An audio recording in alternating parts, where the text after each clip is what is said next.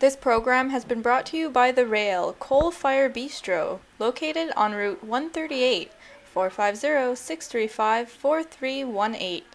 Après les attaques tragiques à Paris, FirstNationsTV.com a été à la rencontre de M. Herman de Patrice Ocomba, directeur du Centre de prévention de la radicalisation menant à la violence, pour discuter des services offerts pour combattre les actes extrémistes et violents au Québec. Oui, effectivement, avec tout ce qui se passe à Paris, on est comme tout le monde, comme tous les Québécois, les Canadiennes, on est très sidérés.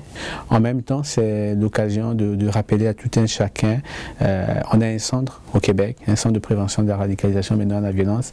S'il y a des questions, des interrogations, les gens doivent nous appeler. Les attentats confirment aussi une chose, c'est que le renseignement policier a ses limites. Donc, il faut, à partir de maintenant, comme nous on le plaide depuis le début, trouver un juste milieu entre la vigilance et la sécurité, mais surtout associer les deux approches, les approches sécuritaires et l'approche de prévention ensemble pour avoir une bonne lecture d'environnement et pour prévenir ce type d'événements. Monsieur de Patrice Ocomba nous a expliqué l'origine du centre. C'est une initiative au départ de la ville de Montréal, du maire Denis Coderre, et par la suite le gouvernement du Québec, compte tenu de la nature et de l'ampleur du phénomène, a confié au centre le mandat d'agir au niveau provincial. Donc on est vraiment une structure provinciale en matière de prévention de la radicalisation menant à la violence. On est autonome. Généralement, les gens qui vont nous appeler, ce sont des parents, ce sont des voisins, ce sont des enseignants, des travailleurs de rue, les intervenants, etc.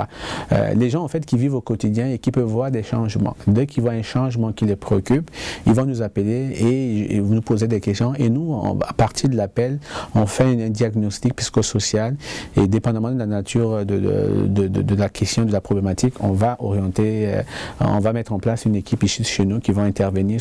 Le directeur fait la distinction entre la radicalisation et la violence. Vous savez, être radical en soi n'est pas une mauvaise chose. Hein?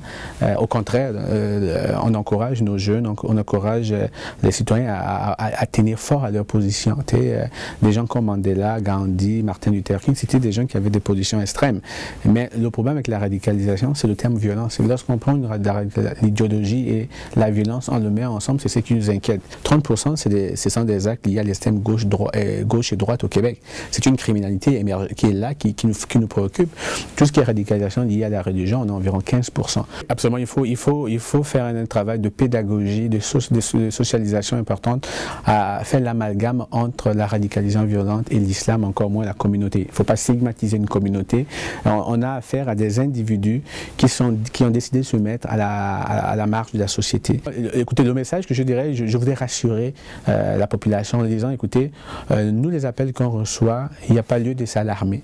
Les gens nous appellent, les parents savent qu'il y a des ressources, les intervenants, on s'assure que l'information soit transmise, que les outils d'intervention, de prévention, de détection soient connus. Donc, je peux leur assurer qu'il n'y a pas lieu de s'inquiéter. D'autre part, je suis rassuré que les services de police, les services de renseignement font leur travail. Donc, dans les deux côtés, je suis assez positif. En revanche, ce que j'ai dit aux gens, appelez-nous. N'attendez pas que ce soit trop tard pour appeler. Appelez-nous dès que vous avez un questionnement. Donc, le message, c'est attention à l'amalgame, on a affaire à des gens, un groupe d'individus qui font mal à notre civilisation, mais appelez-nous dès que vous avez des questionnements.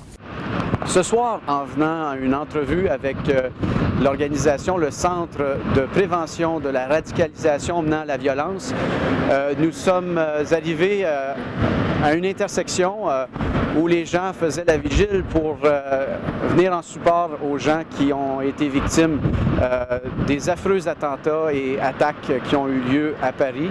Mais en même temps, on se pose la question, quand il arrive des choses comme ceux-là, mais où le monde va? Est-ce qu'il n'y a que des nouvelles négatives? Et en rencontrant le centre, on s'est aperçu qu'il y a de bonnes choses qui peuvent être faites et le centre est en train de travailler pour contrer ces effets négatifs de la radicalisation. Puisqu'on sait que la radicalisation peut être bonne dans le sens où on maintient une position, mais très mauvaise quand on y associe la violence. Alors, je vous remercie. Sergio Pavone de Montréal pour FirstNationsTV.com.